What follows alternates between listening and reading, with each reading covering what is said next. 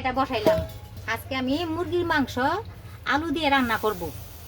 এখন আপনারা সঙ্গে থাকুন, দেখতে থাকুন আমি যে মুরগির মাংস আলু দিয়ে রান্না করব। এখন আমি পরিমাণ মতন তেল দিচ্ছি।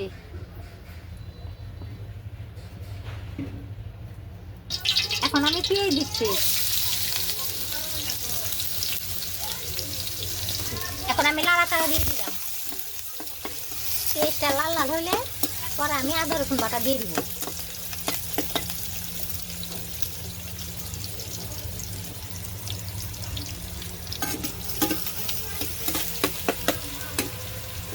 আদা রসুন বাটা দিয়ে দিলাম পরিমাণ মতন। দিচ্ছি। এখন আমি কোনো হলদির গুঁড়ো দিচ্ছি। এখন আমি একটু পানি দিয়ে দিলাম। এখন লেগে দিচ্ছি। এখন আমি একটা মরিচের গুঁড়ো দিয়ে দিলাম পরিমাণ মতো। এখন আমি ধনিয়ার গুঁড়ো দিলাম।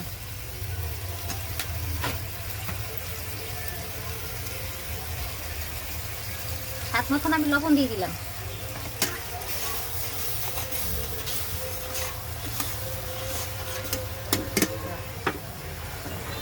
এখন আমি দারচিনি, এলাচি, বড় এলাচের গোটা সব আমি এখানে একটু আদা ভাঙা করে রাখছি দিয়ে দিলাম।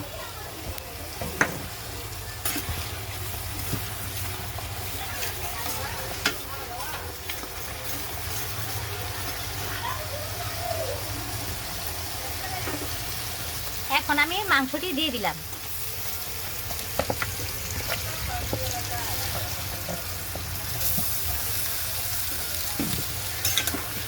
এখন আমি নেড়ে চেড়ে দিচ্ছি মুরগি মাংস। কষাইতেছি আমি কষার জন্য। কষাই নিয়ে হয়ে গেলে পরে আমি আলুটা দিয়ে দিব।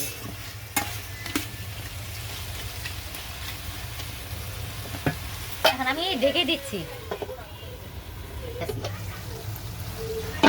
এখন আমি একটু নাড়াচাড়া করে এখন আমি আলুটি দিয়ে দিচ্ছি।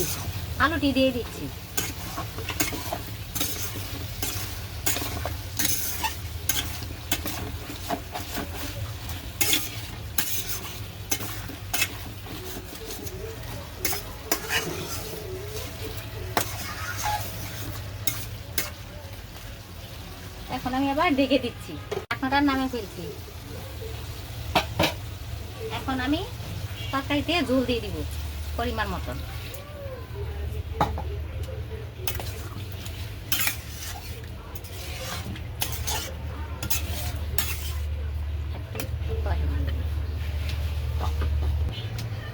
এখন আমি ঢেকে দিচ্ছি। টাকা নেমে ফেলছি। এখন আমি আবার একটু পরিমাণ মতন জিরার গুঁড়ো দিয়ে দিলাম পরিমাণ মতন। এখন আমি দারচিনি, এলাচি ফাঁকি করে রাখছিলাম এটা আমি দিয়ে দিলাম। এখন আমি আবার একটু নাড়াচাড়া দিয়ে আমি 5 মিনিট পরে তরকারিটা নামিয়ে ফেলবো। এখন আমি আবার একটু ঢেকে দিচ্ছি। ঢাকনাটা নামিয়ে ফেলছি। এখন আমি তরকারিটা নামাই ফেলছি। আমার তরকারিটা হয়ে গেছে মুরগি মাংস আলু দিয়ে ঝোল।